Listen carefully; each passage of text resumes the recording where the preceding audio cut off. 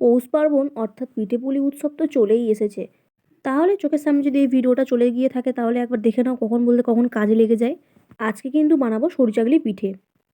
চলো শুরু করি তাহলে। প্রথমে কয়েক ঘন্টা বিউলির ডালটাকে ভিজিয়ে রেখে বেটে নেব। এই যে আমার বাটাও কমপ্লিট হয়ে গেছে।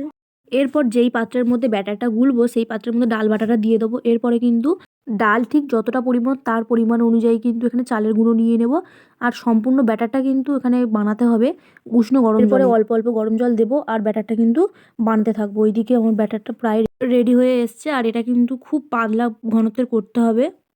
এরপরে কিন্তু উনুনে কড়াই বসিয়ে কড়াই গরম হয়ে গেলে কলা পাতার ডগা দিয়ে তেল ব্রাশ করে নিয়ে অল্প অল্প করে ব্যাটারটা দেবো আর এই যে ঘুরিয়ে ঘুরিয়ে একদম পাতলা করে দেবো।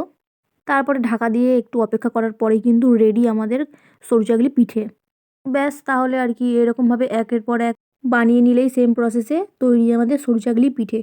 ব্যাটারটা যখন বানানো হবে তখন কিন্তু খুব খেয়াল করে বানাতে হবে, কারণ খুব পাতলাও না আবার খুব মোটাও না, এরকমই বানাতে হবে। তাহলেই কিন্তু এই পিঠে একদম পারফেক্ট হবে। তো কেমন লাগলো জানিও।